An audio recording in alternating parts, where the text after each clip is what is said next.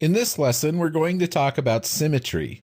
We've talked about symmetry within sketches before, where you start a new sketch on a plane, and then with a center line, let's make sure to get that center line right on the origin. You can sketch a circle over here and grab everything, and then use mirror entities. This is one type of sketch symmetry that exists. Another type is when you use the dynamic mirror capabilities, anything you sketch on one side is automatically mirrored to the other side of the center line. And that's nice. It's important to have sketch-based symmetry. There's another type of symmetry. Let's turn off this dynamic mirroring. The other type of symmetry is when you sketch right around the origin. So for example, if we use a center point arc, click the center at the origin, click one endpoint here, the other endpoint here. Maybe then we go on to create some lines and click, click, using the inference lines to get ourselves lined up here. Now, this tombstone shape, or upside down tombstone in this case, is symmetrical about the origin because it's built right on the origin. And let's turn off the sketch relations to clear up the view a little bit.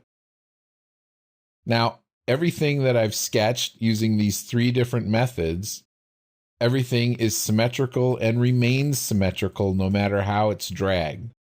This is very nice, but as you get more into modeling, you will understand that the less you build in 2D, the better your 3D model will be. So you wind up with more features in 3D and less work in 2D. So let's take a look at the various ways in which we can create symmetry in 3D. I'm going to Control A to select all and then press Delete to get rid of everything on the display. So symmetry is a very important part of what we call design intent. We've mentioned the phrase design intent in the past, and we've equated it with the concept of design for change.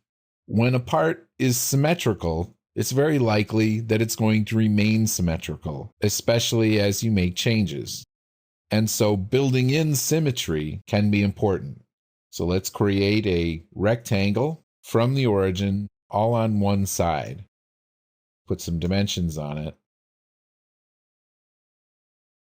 1 inch by 4 inches.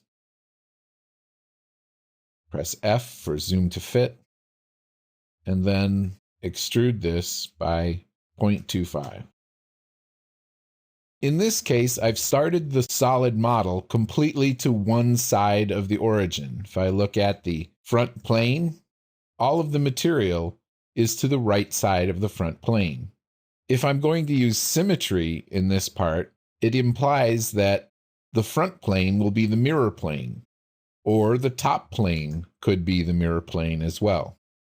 Or we could use both the front and the top plane to make four-way symmetry in this part. Let's continue adding some features. For example, I might want to add a hole, sketch on this face, and dimension from particular edge. And here I'm just adding dimensions from the edges of the part to the circle, and also the diameter dimension.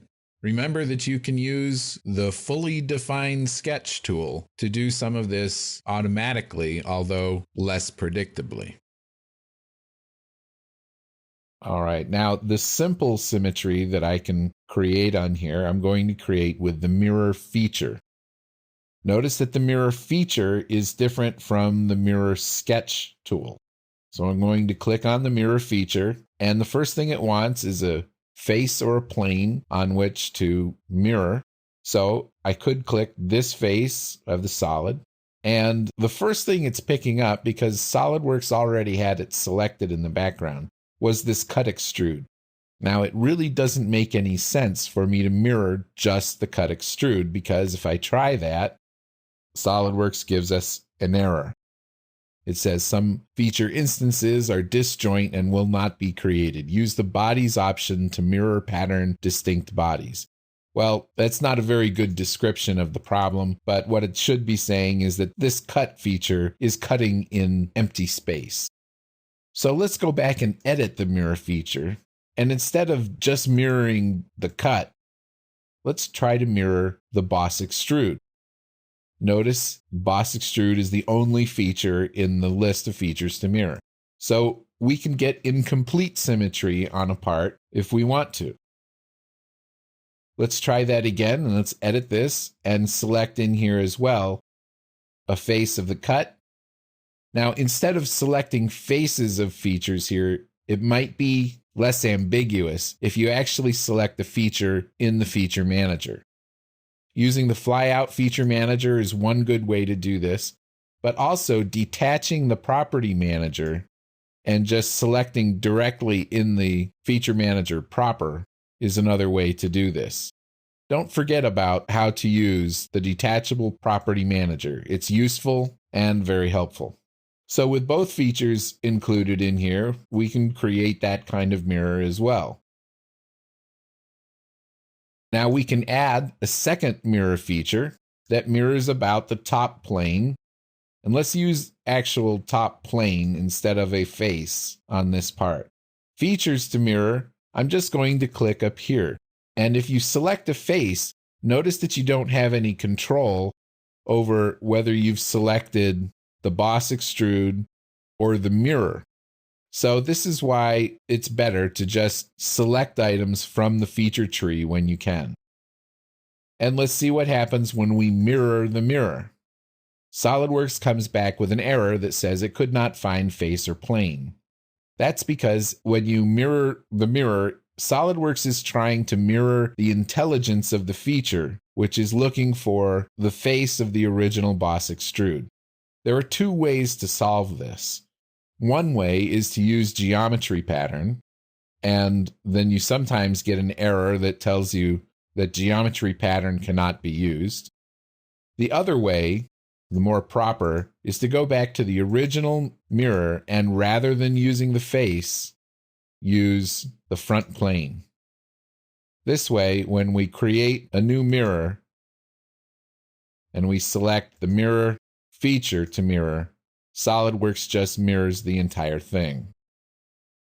Okay, so the lesson you should take from that is it's better to use planes to mirror than faces.